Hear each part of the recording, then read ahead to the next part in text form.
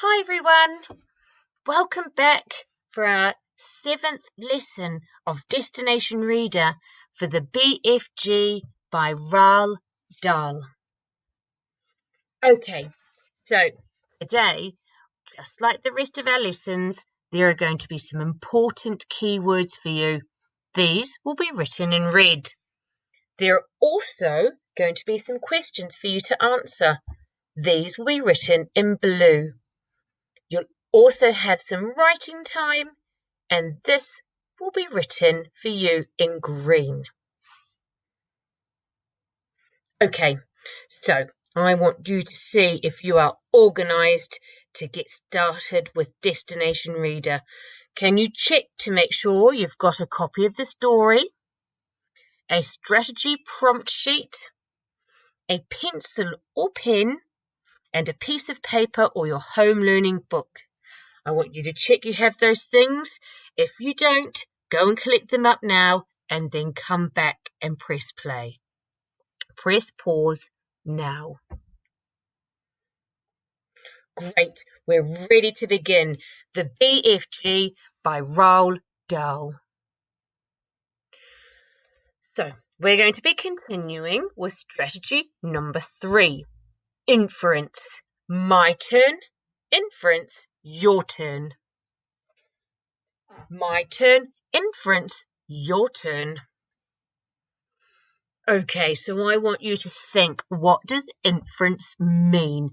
Why do good readers make inferences? I want you to have a little think, say your answer out loud, and then make a note of it in your home learning book or on your piece of paper. Do that now. Press pause. Great, you're back. Okay, so what does inference mean? Why do good readers make inferences? I think that inferences is when we when we think about all the clues that the author has left and we put that together with our schema or our background knowledge and we come up with an inference. I think that authors leave little clues to make the reading more exciting and more interesting and to make us want to keep reading. Is that what you put down? Fantastic. Let's keep going with our inference. Vocabulary. Today we're going to be coming across some words in a phrase that might be a bit tricky, so we're going to have a look at them now. My turn, jipping and scumping. Your turn. My turn, jipping and scumping. Your turn.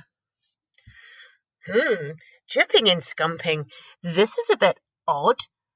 What does jipping and scumping mean? Oh, I know. The giant mixes up words. And here he's mixed up jumping and skipping. He's put the J from jumping at the beginning of where skipping should be. So really, we would say jumping and skipping. He has said jipping and scumping. The giant often mixes up or makes up his own words. Jipping and scumping.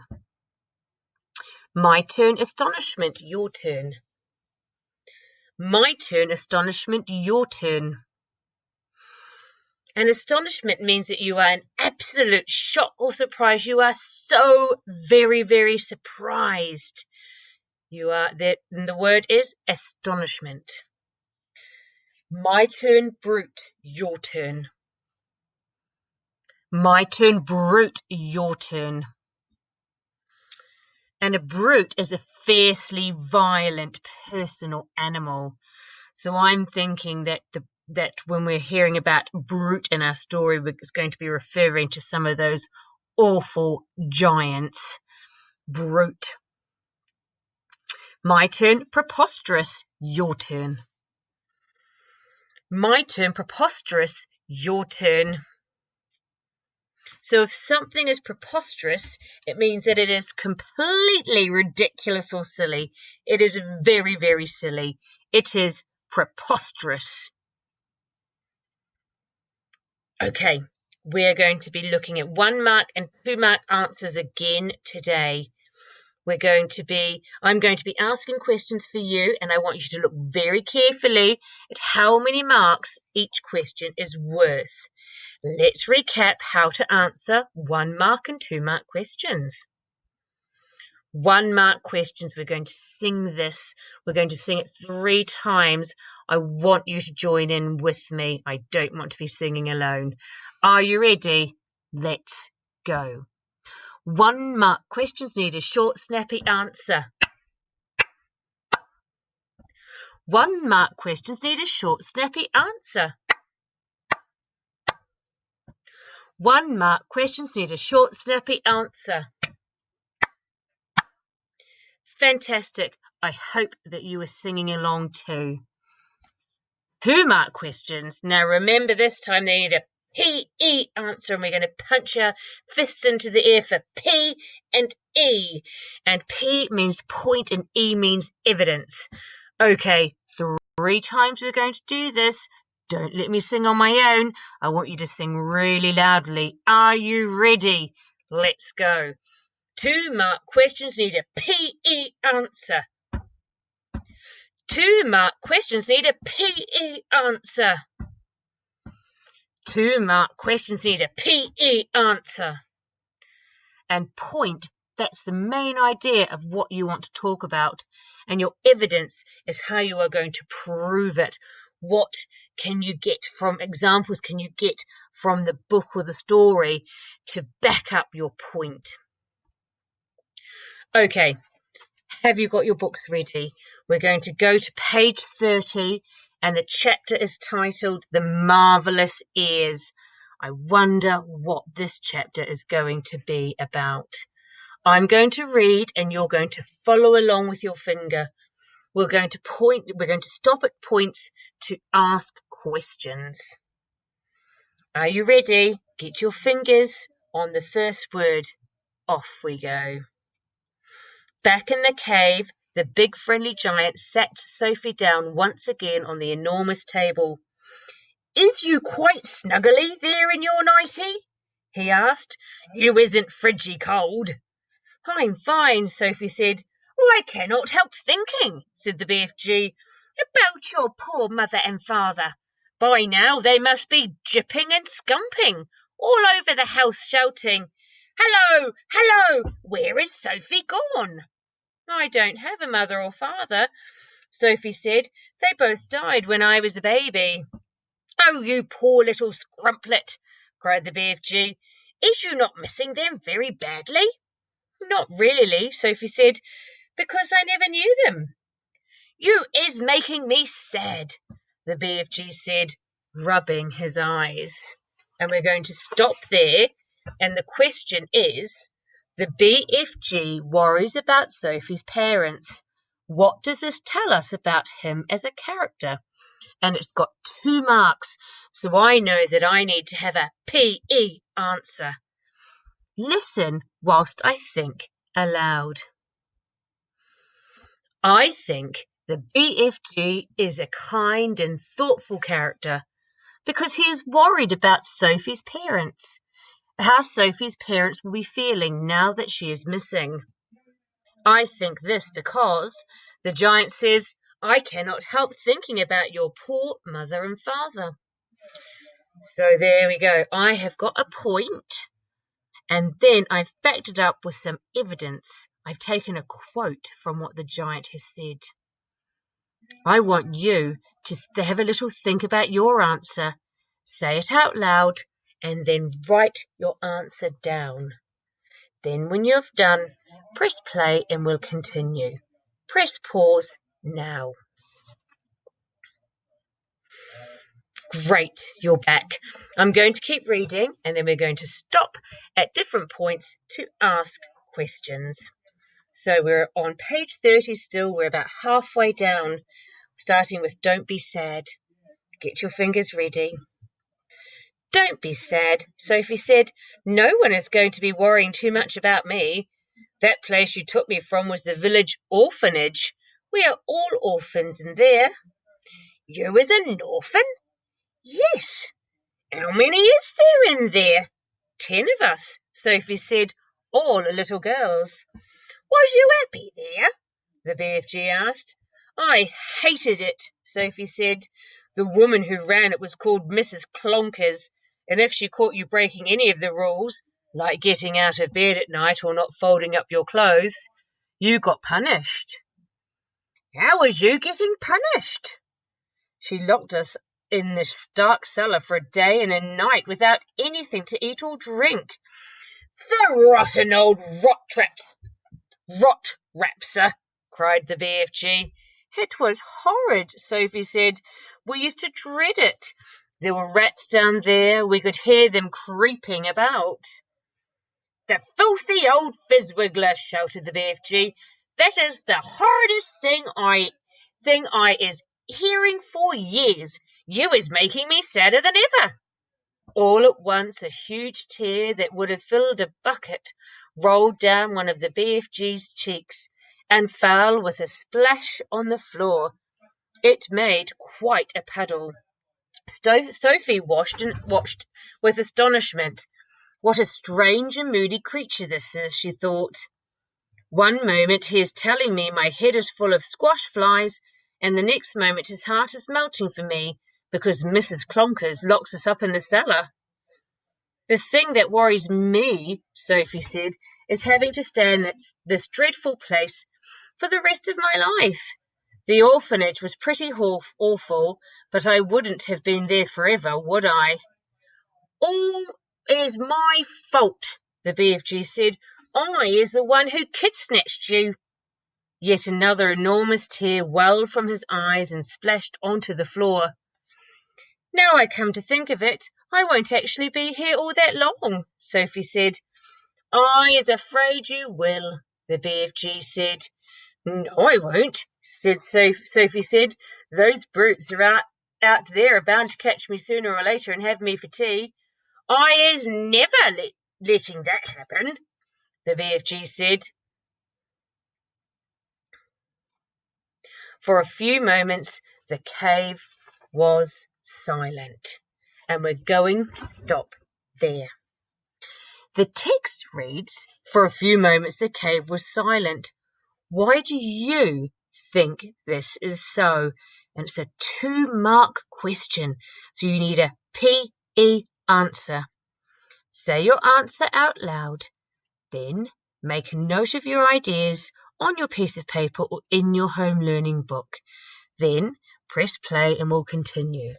Press pause now. Okay, so let's have a look at my answer. It's a 2-mark question, so I've given point and my evidence. I think the cave is silent because Sophie and the BFG are both thinking about the other horrid giants catching Sophie.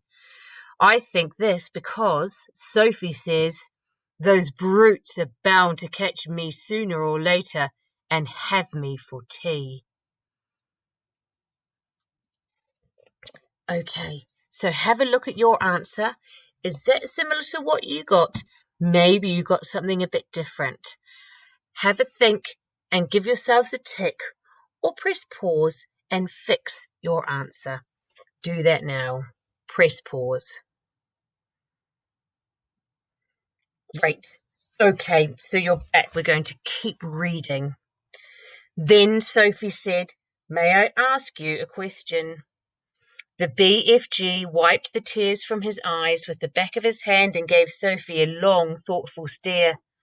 "Shoot away," he said.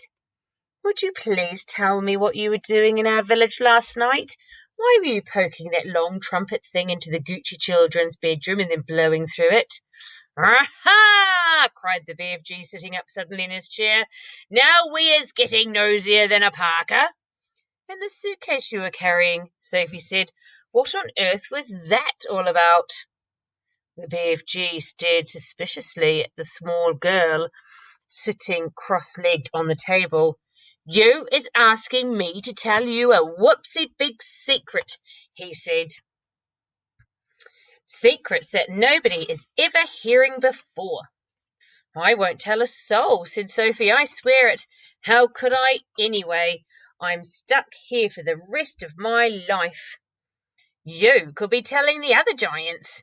No, I couldn't. Sophie said, you told me that they would eat me up the moment they saw me. And so they would, said the BFG.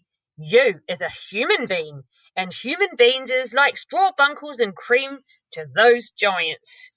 If they're going to eat me the moment they see me, then I wouldn't have time to tell them anything, would I? Sophie said. You wouldn't, said the BFG. Then why did you say I might? Because I is brimful of buzzburgers, the BFG said. You listen to everything I'm saying. You will be getting earache. Please tell me what you were doing in our village, Sophie said. I promise you can trust me. Would you teach me how to make an elephant? The BFG asked. What do you mean? Sophie said. I would dearly love to have an elephant to ride on, the BFG said dreamily. I would so much love to have a jumbly big elephant and go riding through the green forest picking peachy fruits off the trees all day long. This is a sizzling hot, mug-frumping country we's living in. Nothing grows in it except snozzcumbers. I would love to go somewhere else and pick peachy fruits in the morning from the back of an elephant. Sophie was quite moved by this curious statement. Perhaps one day we will get you an elephant, she said, and peachy fruits as well. Now, tell me, what were you doing in our village? If you is wanting to know what I am doing in your village, the BFG said, I is blowing a dream into the bedroom of those children. Blowing a dream? Sophie said, what do you mean? I is a dream-blowing giant, the BFG said. When all the other giants is galloping off every what way in which to swallow human beings, I is scuttling away to other places to blow dreams into the bedrooms of sleeping children. Nice dreams, lovely golden dreams, dreams that is giving the dreamers a happy time. Now, hang on a minute, Sophie said. Where do you get these dreams? I collect them, the BFG said, waving an arm towards all the rows and rows of bottles on the shelves. I has billions of them. You can't collect a dream, Sophie said. A dream isn't something you can catch hold of. You is never going to understand about it, the BFG said. That is why I is not wishing to tell you. Oh, please tell me, Sophie said. I will understand. Go on, tell me how you collect dreams. Tell me everything. The BFG settled himself comfortably in his chair and crossed his legs. Dreams, he said, is a very mysterious thing. They is floating around in the air like a wispy, misty bubbles, and all the time they is searching for sleeping people. Can you see them? Sophie asked. Never at first. Then how do you catch them if you can't see them? Sophie asked. Aha! said the BFG. Now we is getting to the dark and dusty secrets. I won't tell a soul. I is trusting you, the BFG said. He closed his eyes and he sat quite still for a moment while Sophie waited. A dream, he said, as it goes whiffling through the night air, is making a tiny little buzzing humming noise. But this little buzzy hum is so silvery soft it is impossible for a human being to be hearing it. Can you hear it? Sophie asked. The BFG pointed up at his enormous truck wheel ears, which he now began to move in and out. He performed this exercise proudly, with a little proud smile on his face. Is you seeing these? He asked. How could I miss them? Sophie said. They may be as looking a bit preposterous to you, the BFG said, but you must believe me when I say they is very extra usual ears indeed. They is not to be coughed at. I'm quite sure they're not, Sophie said. They is allowing me to hear absolutely every single twiddly thing. You mean you can hear things I can't hear? Sophie said. You is deaf as a dumpling compared to me, cried the BFG. You is hearing only thumping loud noises with those little earwigs of yours, but I am hearing all the secret whisperings of the world. Such as what? Sophie asked. In your country, he said, I is hearing the footsteps of a ladybird as she goes walking across a leaf. Honestly? Sophie said, beginning to be impressed. What's more, I is hearing those footsteps very loudly, the BFG said. When a ladybird is walking across the leaf, I is hearing her feet go clumpity clumpity clump, like giant's footsteps. Goodness gracious me, Sophie said. What else can you hear? I is hearing the little ants chittering to each other as they scuttle around in the soil. You mean you can hear ants talking? Every single word, the BFG said, although I is not exactly understanding their language. Go on, Sophie said. Sometimes, on a very clear night, the BFG said, and if I is swiggling my ears in the right direction, and here he swiveled his great ears upwards so they were facing the ceiling. If I is swiggling them like this and the night is very clear, I is sometimes hearing faraway music coming from the stars in the sky. A queer little shiver passed through Sophie's body. She sat very quiet, waiting for more. My ears is what told me that you were watching me from out of your window last night, the BFG said. But I didn't make a sound, Sophie said. I was hearing your heart beating across the road, the BFG said, loud as a drum. Go on, Sophie said, please. I can hear plants and trees. Do they talk? Sophie asked. They is not exactly talking, the BFG said, but they is making noises. For instance, if I come along and I is picking a lovely flower, if I is twisting the stem of the flower till it breaks, then the plant is screaming, or I can hear it screaming and screaming very clear. You don't mean it, Sophie cried. How awful. It is screaming just like you would be screaming if someone was twisting your arm right off. Is that really true? Sophie asked. You think I is Swiss fiddling you? It's rather hard to believe. Then I is stopping right there, said the BFG sharply. I is not wishing to be called a fibster. Oh no, I'm not calling you anything, Sophie cried. I believe you, I do really. Please go on. The BFG gave her a long, hard stare. Sophie looked right back at him, her face open to his. I believe you, she said softly. She had offended him. She could see that. Okay, we're going to stop there. And I'm going to ask you, why did Sophie think that she had offended the BFG? Now, this is a 1-mark question, so it needs a short, snappy answer. I want you to have a little think, say your answer out loud, and then write it down in your books.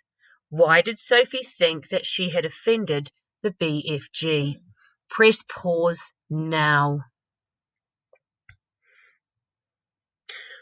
Great, you're back. So here's my answer. This is what I thought. Sophie thought she had offended the BFG because he said, then I is stopping right there. I is not wishing to be called a fibster. And that means he didn't want to be a fibster, I think, means somebody who's telling a lie. And that is why I think that Sophie thinks she has offended the BFG.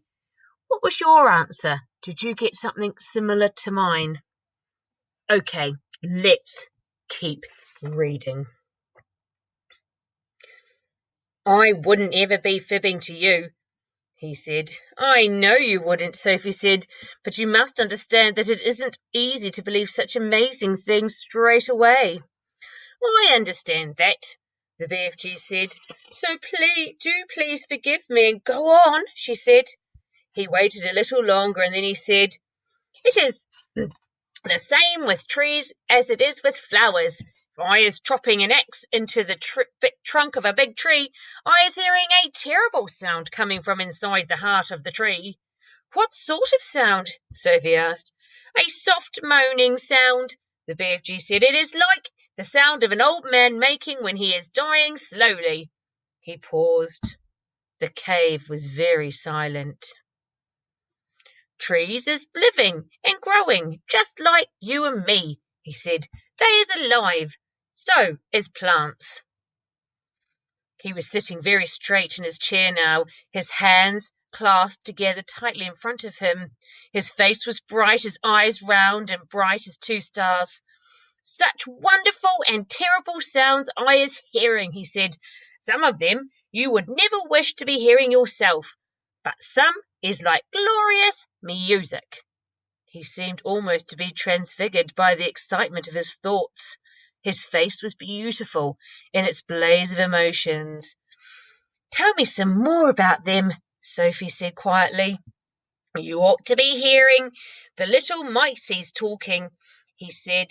Little mices is always talking to each other, and I is hearing them as loud as my own voice.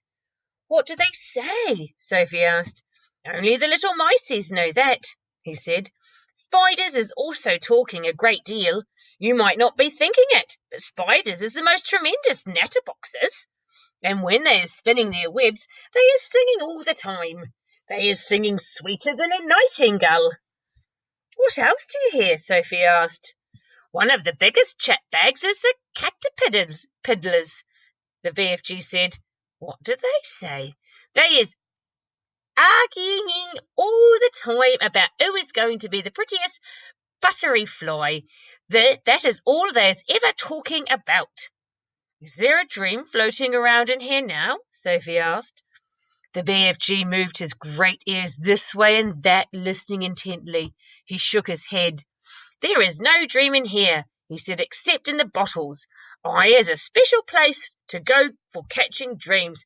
They is not often coming to giant country. And we're going to stop right there.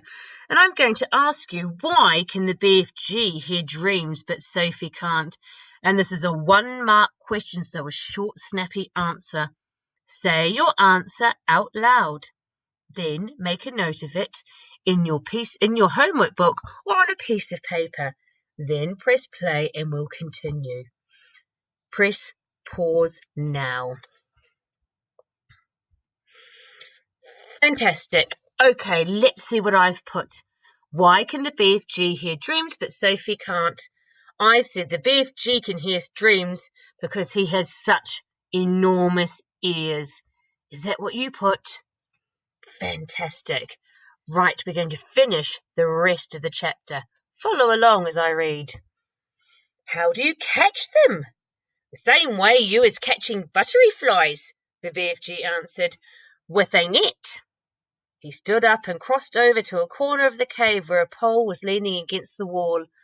The pole was about 30 feet long and there was a net on the end of it. Here is the dream catcher, he said, grasping the pole in one hand. Every morning I is going out and snitching new dreams to put in my bottles. Suddenly he seemed to lose interest in the conversation. I is getting hungry, he said. It is time for eat. Great. So we've finished our lesson today. You've done really well. It's a long lesson. Tomorrow we're going to continue reading the BFG and we're going to carry on making inferences. On your piece of paper or in your home learning book, why don't you make a prediction about what you think will happen next in our story? Have a look at what the giant has just said and that can help you with your prediction. Have a great rest of your day. Keep reading and I'll catch up with you tomorrow. Bye, everyone.